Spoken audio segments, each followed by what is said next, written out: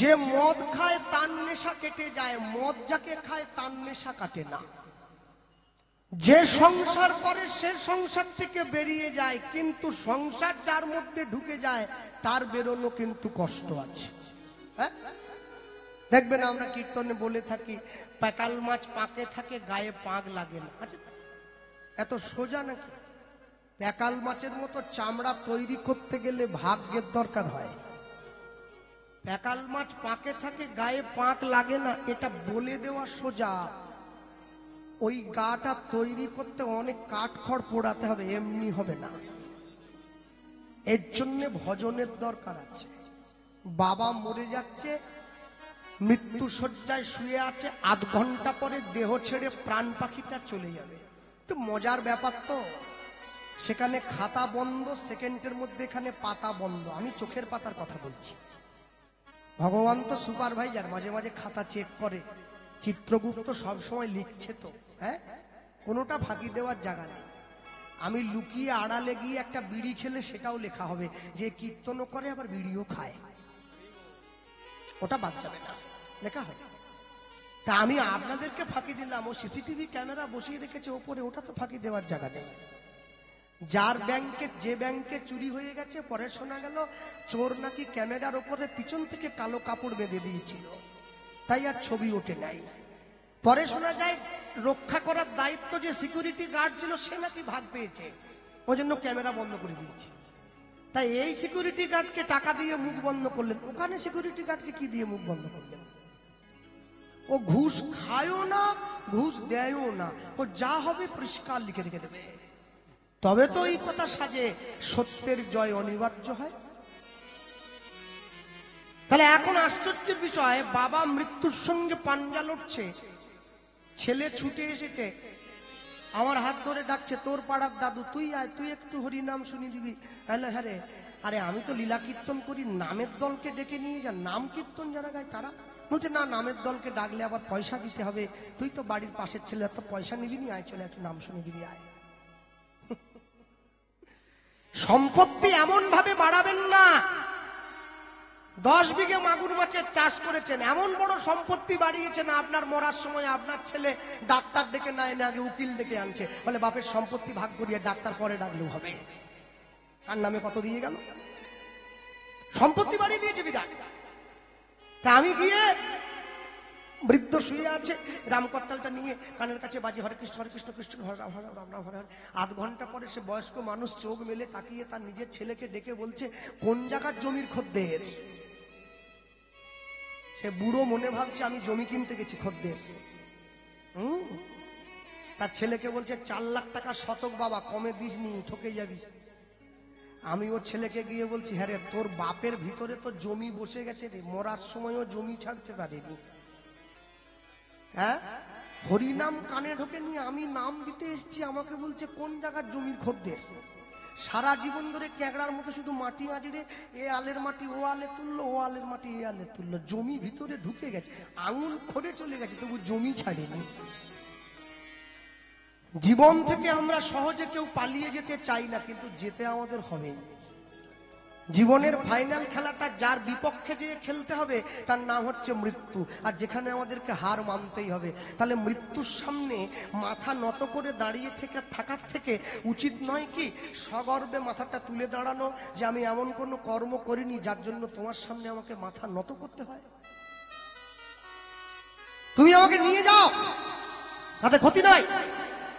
হ্যাঁ, আমি গত বছর আমাদের এখানে এসেছিলাম, রাত্রি 10টায় আমার আসর ছিল, আমি তখনই মনে মনে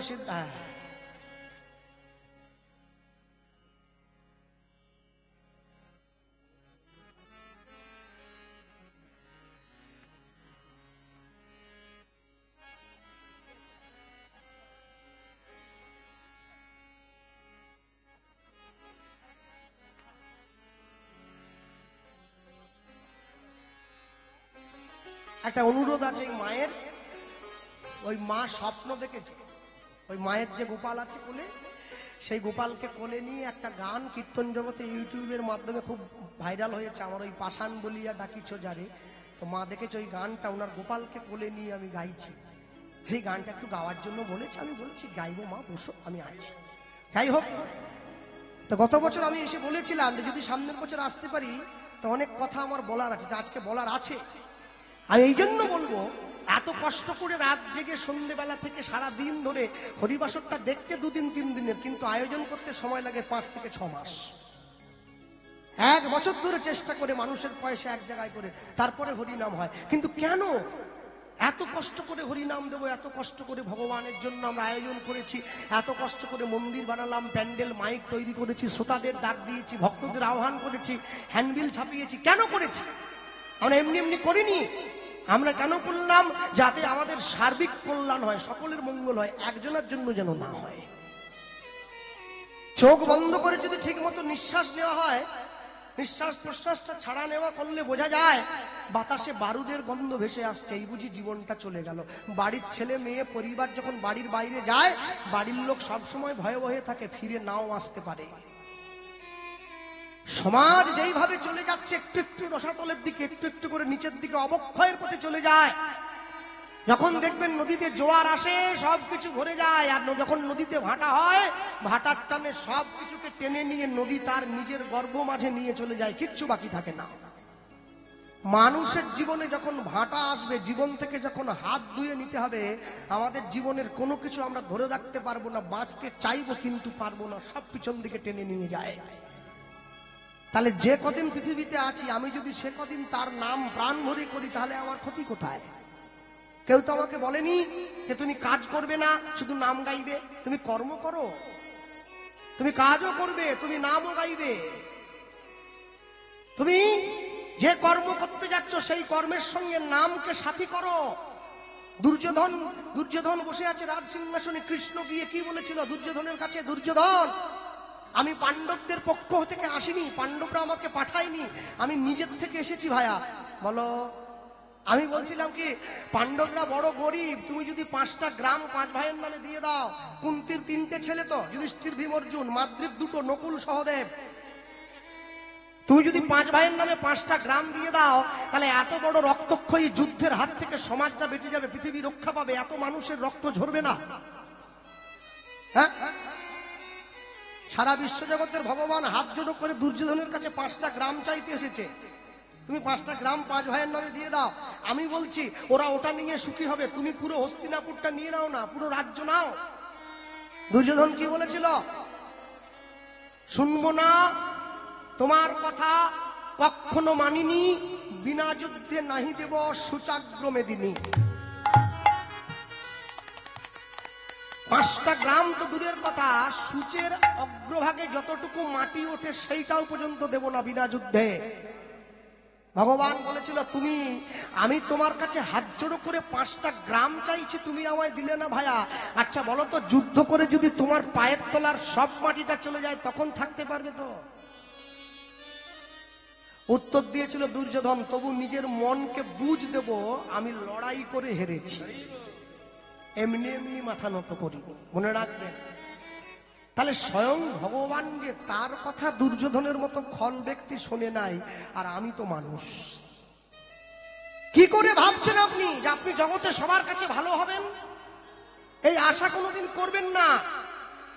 মহাপ্রভুর কপালটা মেরে নিতাইচাঁদের কপালটা ফাটিয়ে দিয়েছে, জগাই মারেনি, মাধাই মেরেছে। মদ খাচ্ছিল, সেই মদের কলসিটা দিয়ে মেরে ফাটিয়ে দিয়েছে। জগাই কিন্তু বাধা দিয়েছিল, মারিসনি ভাই, ওই লোকটা তো বৈষ্ণব, হরিনাম দিতে এসেছে, তো আমরা নেবনি তাড়িয়ে দিলেই হয়, তুই মারলি কেন? নিতাইচাঁদ কপালটা চাপা, হাত চাপা দিয়ে বলছিল কি, মেরেছিস কলসির কানা, তা বলে কি প্রেম দেবো না? মাধাই বলছে এরপর যদি আরেকটা কথা বলো তাহলে আবার মারবো। নিতাইচাঁদ ছুটে পালিয়ে গেছে। নিতাইচাঁদ কে? সত্যে সংকর্ষণ, ত্রেতায় লক্ষণ, দাপরে বলরাম, কলিতে নিত্যানন্দ। তার ক্ষমতা নেই মাধাইয়ের সঙ্গে লড়াই করার মতো, তবু হাত জোড়ো করে হরিনাম দিতে গেছে। একবার কৃষ্ণ বল। কপালটা চাপা দিয়ে আছে। হরিদাস ঠাকুর বলছে প্রভু চলে এসো, কপালে রক্ত ঝরছে, একটু ওষুধ দিতে হবে, তো এসো, চলে এসো। চলে যাওয়ার পরে জগাই মাধাইকে ডাক দিয়ে বলছে, ভাই কাজটা কি ঠিক হলো রে? হ্যাঁ, বৈষ্ণবকে মারলি, আমরা ব্রাহ্মণ, মদ খেয়েছি তো কি হয়েছে? আমরা জগন্নাথ রায় আর মাধব রায়, বৃন্দাবন দাস ঠাকুর চৈতন্য ভাগবতে লিখছেন, নদীয়ার নগর কোটাল 2 ভাই, জগন্নাথ রায় আর মাধব রায়, তারাই তো জগাই মাধাই। আমরা মদ খেয়েছি, তা বলে বৈষ্ণবের গায়ে হাত তুললাম? মাধাই বলে তুই দেখেছিস মারলাম, জগতের মানুষ দেখেছে মারলাম। কোনো না কোনো দিন কোনো না কোনো বইতে লেখা হবে যে মাধাই মদ খেয়ে নিতাই চাঁদের কপালটা ফাটিয়ে রক্ত ঝরিয়ে দিয়েছে, কিন্তু আমি কেন মেরেছি সেটা আমি জানি। বলে কি রে, মারেরও আবার কারণ হয় নাকি? বলে হবে না। এমনি এমনি আমি আপনাকে গিয়ে জিজ্ঞাসা করলাম, আমি গিয়ে কোনো মানুষকে যদি জিজ্ঞাসা করি বেহালাতে এসে যে আমি নেপালগঞ্জ বাজার যাব, আমাকে ঠিকানাটা বলতে পারেন? তা আমি গাড়ির কাঁচ খুলে জিজ্ঞাসা করেছি বলে আপনি আমাকে একটা চড় লাগিয়ে দেবেন ঠাস করে? বুঝতে হবে তো কোনো না কোনো কারণ ছিল। মাধাই বলছে মারিনি। তাহলে কেন? ওই যে মারিনি, কলসি দিয়ে তো মারলি। বলে কেন মারলাম জানিস? নিতাই চাঁদকে আঘাত করে জানিয়ে দিয়েছি মহাপ্রভুকে, নবদ্বীপে এখনো দুটো পতিত পাষণ্ড পড়ে আছে, উদ্ধার করবে না। মহাপ্রভু নিতাই চাঁদের রক্ত দেখে ছুটে আসবে আমাদেরকে মারার জন্য। আমরা দু ভাই মহাপ্রভুর চরণে পড়ে যাব, তবে তো উদ্ধার হব রে ভাই, না হলে কি করে হব? চপন গোপাল শিবাসের ঘরে গিয়ে ছাগলের মুন্ড ঝুলিয়ে দিয়েছে, বৈষ্ণবরা একবারে ক্ষেপে লাল হয়ে গেছে, এত বড় সাহস। শিবাস পণ্ডিত বলছে চপন গোপাল ছাগলের মুন্ড ঝুলিয়ে দিয়েছে আমাদেরকে রাগাবার জন্য নয়, তবে আমাকে জানিয়ে দিয়ে গেছে চপন গোপাল নামে একটা দুষ্টু তান্ত্রিক এখনো পড়ে আছে, যে ভক্ত হয়ে হরিনাম করতে চায়, মহাপ্রভু যেন তাকে তার চরণে আশ্রয় দিয়ে দেয়। জায়গাটা বুঝতে হবে তো, শুধু মাঝখান থেকে আস্ফালন করলে হবে? তাহলে যদি নিতাই চাঁদের চরণে ভক্তি আনতে চাই, যদি ভগবানকে ভালোবাসতে চাই, আমাকে দুটো প্রাথমিক কাজ করতে হবে। কি কাজ? বলো আর কবে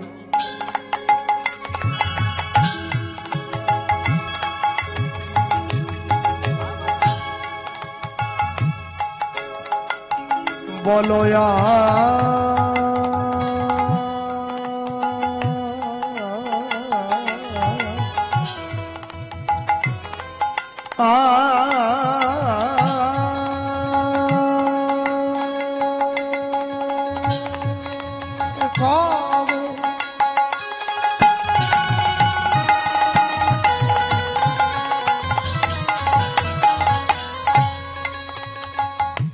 বলো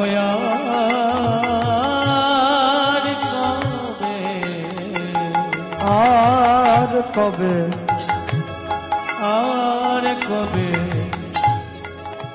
নিতাই চাঁদ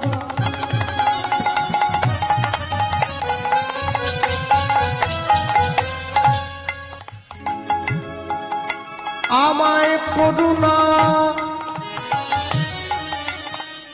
আমায় করুণা,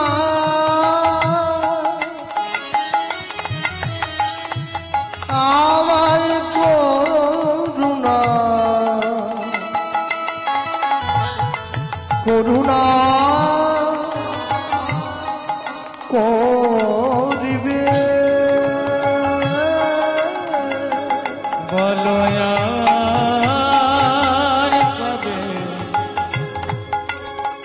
নিতাই চাঁদ দয়া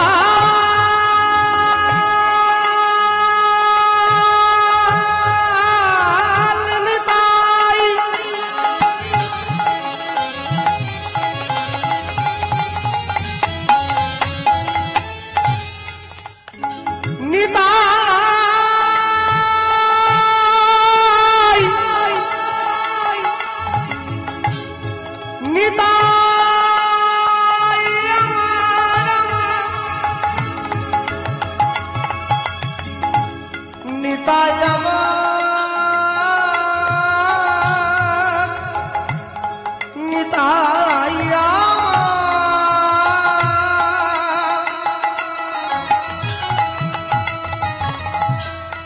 নিতাই আমার,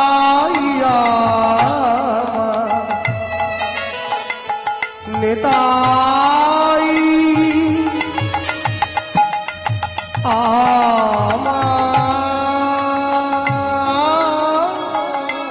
বলো আর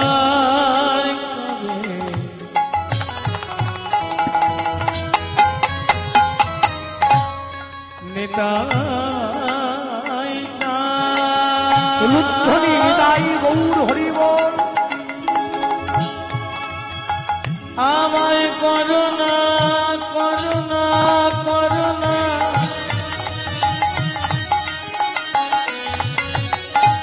করুণা করিবে করুণা করিবে আমায় করুণা করিবে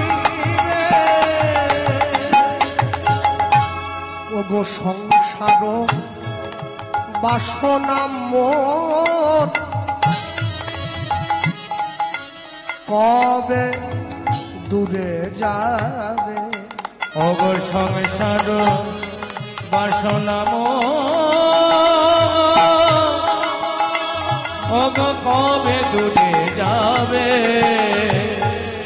বল বিষয় ছাড়িয়া কবে শুদ্ধ হবে মোর কবে হাম হে রব সেই মধুর বৃন্দাবন ওই না কবে হাম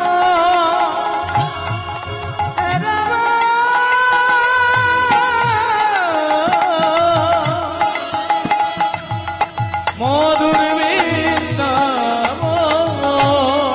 মধুর বৃন্দাবনে আমি কবে বা যাব মধুর বৃন্দাবনে কবে বা যাব মধুর বৃন্দাবনে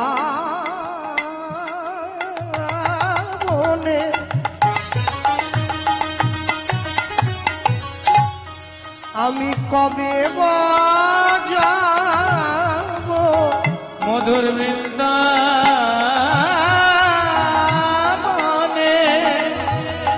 আমি কবে বা যাব সেটা রাধা কৃষ্ণ যুগল চরণ সেবা করিব মধুর বৃন্দাবনে কবে বা যাব আমার তাপিত পরা শীতল হইবে বৃন্দাবনে কবে বা যাব আমার ভবের জ্বালা জুড়াইবে বৃন্দাবনে কবে বা যাব আমার ভবে আসা যাওয়া আর বিফল হবে না গো বৃন্দাবনে কবে বা যাব আমি তোমার চরণে শরণ লইব বৃন্দাবনে কবে বা যাব অন্তিম কালে তোমার চরণ পাব বৃন্দাবনে কবে বা যাব আমার আসা যাওয়ার মোহরবে না বৃন্দাবনে কবে বা যাব তোমার চরণে ঠাই লভিব তাই তোমার চরণে ঠাই বৃন্দাবনে কবে যাব বৃন্দাবনে কবে যাব বলি কবে হব রব মধুর বৃন্দাবন ওই না কবে হব রব মধুর বৃন্দাবন মানুষ দুটো কারণে কান্না করে একটা হচ্ছে যখন খুব আনন্দের থাকে তখন মানুষের চোখে জল এসে যায় যাকে বলে আনন্দ অশ্রু খুব আনন্দ তখন তার চোখে জল এলো আরেকটা কারণে মানুষ কাঁদে যখন সে খুব দুঃখে থাকে তাকে বলে শোকাশ্রু দুঃখের সময় যে কাঁদে তাহলে যেদিন গৌরাঙ্গের নাম নিতে গিয়ে আমাদের চোখে জল এসে যাবে সেই যে চোখে জল এলো সেটা কি দুঃখের জন্য এলো না আনন্দের জন্য এলো প্রথম পংক্তিতে এটাই হচ্ছে বিচার্য বিষয়। মনে রাখবেন, ভগবানের নাম নিয়ে আমরা নাচতে পারি সবাই। একটা ভালো ভজন গান হলো, নিচে দিলাম, সকলে হাততালি দিল। ভগবানের নাম নিয়ে অনেক ভালো ভালো তত্ত্ব কথা আমরা বলি, জ্ঞানের কথা বলি। ভগবানের নামকে কেন্দ্র করে ভালো ভালো সুরে গানও আমরা গাই। কিন্তু ভগবানের নাম নিয়ে কেঁদে ফেলাটা, এইটা কিন্তু একটা বিরাট বড় ব্যাপার। যদি বলেন কেন ভগবানের নাম নিয়ে কেঁদে ফেলাটা অনেক বড় ব্যাপার, মনে রাখবেন, ভগবানের নাম নিয়ে তারই চোখে জল আসবে যার প্রতি ভগবানের করুণা হবে। রামকৃষ্ণ পরমহংসদেব বলেছিলেন, ঈশ্বর সবার মধ্যে আছে, কিন্তু ঈশ্বরের মধ্যে সবাই নাই। যার জন্য মানুষের জীবনে এত দুঃখ। যে গরুটা বারবার শিং দিয়ে তেড়ে আসে গুঁতোতে, ওর মধ্যেও ঈশ্বর আছে। তাহলে যে মানুষটা বারবার গরুটার কাছে ছুটে যাচ্ছে, গরুটাকে দড়ি ধরে টেনে দিল, শিংটা ধরে নাড়িয়ে দিল, মানুষটার মধ্যেও ঈশ্বর আছে। এবারে পাশ থেকে আরেকজন ওই লোকটাকে বলছে, তুমি গরুটাকে বেশি বিরক্ত করো না, ও কিন্তু তোমায় গুঁতো দেবে। ওই পাশের ব্যক্তির কথা না শুনে যখন গরুটাকে আবার বিরক্ত করতে গেল, গরুটা শিং দিয়ে গুঁতিয়ে ওকে মাটিতে ফেলে দিল। তো ব্যথা পেয়েছে, উঠে দাঁড়িয়ে ভগবানকে বলছে, কোথায় গরুটার মধ্যে যদি তুমি থেকে থাকো, তাহলে আমার মধ্যেও তুমি আছো। কই গরুটা আমায় গুঁতো দিল কেন? কই তুমি যে গরুটাকে বাধা দিলে না যে গুঁতো দিস না, ওটা মানুষ। পাশ থেকে দাঁড়িয়ে থাকা লোকটা বলছে, আমি তো তোকে বাধা দিয়েছিলাম, ঈশ্বর তো আমার মধ্যেও আছে। তুই যদি আমার বাধাটা শুনতি, তাহলে তুই গুঁতো খেতি না। হ্যাঁ, জানিয়া শুনিয়া জীবের ভক্তি না জন্মাইল, মহাপ্রভু বলে মোর কিছু এলো আর না গেল। আমি বলে গেলাম, পালন কেউ করল না, সেটা তার ব্যক্তিগত ব্যাপার। আসল ছিল বলে নকল এসেছে, আসল না থাকলে নকল আসতো না। 500 টাকার জাল নোট তখনই বাজারে বেরিয়েছে যখন 500 টাকার আসল নোটটা বাজারে পাওয়া গেছে। তারপর শুদ্ধ ভক্ত বৈষ্ণব জগতে আছে বলেই অনাচারীগুলোকে মানুষ দেখতে পাচ্ছে। যদি শুদ্ধ বৈষ্ণব না থাকতো, অনাচারীগুলোকে দেখতে পেত না।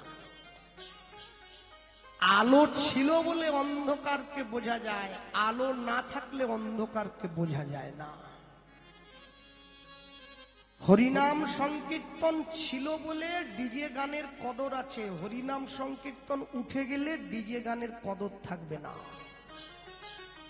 তবে তো মানুষ ভাগ করে নেয়, এটা শ্রুতি মধুর, ওইটা শ্রুতি কটু।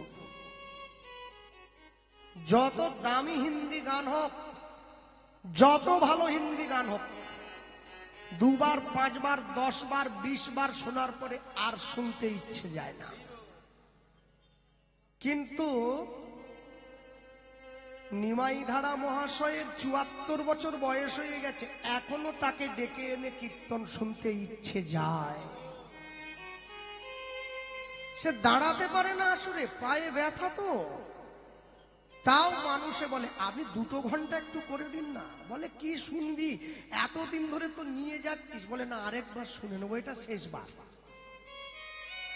যে জিনিসটা পুরনো হয়ে যায়, তারপরেও তার প্রতি মায়া থাকে, মোহ থাকে, ভালোবাসা থাকে, টান থাকে, জানবেন সেইটার প্রতি ভগবানের করুণা আছে, না হলে থাকবে না।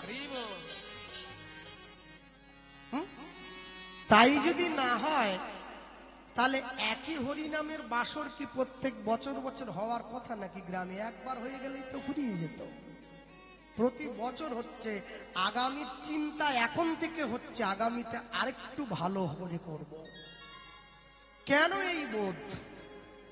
এর জন্য ঈশ্বরের কৃপা দরকার। গৌরাঙ্গ বলিতে হবে পুলক শরীর। যেদিন আপনি দেখবেন হরিনামের ছেঁড়া চটে বসে কীর্তন শুনতে গিয়ে আপনার ইচ্ছায় হোক অনিচ্ছায় হোক, জ্ঞানে হোক অজ্ঞানে হোক, তার নাম বলতে গিয়ে বা শুনতে গিয়ে আপনার চোখে জল এসে গেছে, সেদিন জানবেন তার কৃপা আপনার প্রতি হয়েছে। এরপরে বললেন হরি হরি বলিতে মোর নয়নে বহে নীর। তাহলে যদি গৌরাঙ্গ, তবেই তো চোখে জল আসবে। আসতে মানুষ তিন রকম ভাবে কাঁদে। দেখবেন এই সংসারে প্রিয়জনকে হারিয়ে মায়ার সংসার ত্যাগ করে যখন কেউ কাউকে ছেড়ে চলে যায়, তখন যখন আমরা কাঁদি, আমাদের চোখের জলটা চোখের ভেতরের কোণ দিয়ে গড়িয়ে পড়ে। একে বলে শোকাশ্রু। যখন অভিনয় করতে গিয়ে কেউ কাঁদে, যাত্রা, সিরিয়াল, সিনেমায় অভিনয়ের কান্না, সেই সময় চোখের জলটা চোখের বাইরের কোণ দিয়ে গড়িয়ে পড়ে। যখন ভগবানের জন্য বিনা স্বার্থে কেউ কাঁদে, তার চোখের জলটা চোখের মাঝখান দিয়ে গড়িয়ে পড়ে। চোখের জলের ভাগ আছে তো, আপনারা শুনেছেন তো কিশোর কুমার মহাশয়ের কণ্ঠে, চোখের জলের হয় না কোনো রং, তবু কত রঙের ছবি আছে আঁকা, আছে তো। কেন? জলের রং হয় না, কিন্তু বিনা কারণে চোখে জল আসে না, তার কারণ থাকা চাই। বৈষ্ণব মহাজন লিখছেন, কি করলে তোমার কৃপা পাওয়া যায়? পরবর্তী পংক্তিতে, রূপ রঘুনাথ পদে হইবে আকুতি। রূপ রঘুনাথ পদে হইবে আকুতি। রূপ রঘুনাথ পদে হইবে আকুতি। রূপ রঘুনাথ পদে হইবে আকুতি। ওগো কবে হাম হেরব সেই যুগল প্রীতি। কবে হাম হেরব সেই যুগল প্রীতি। রূপ রঘুনাথ পদে রহু বড় আস। হয় না রূপ রঘুনাথ পদে প্রভু মোর রূপ রঘু নাথ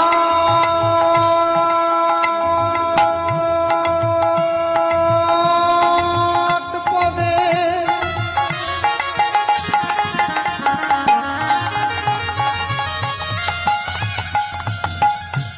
রহু বড় আস। হয় না রূপ রঘুনাথ পদে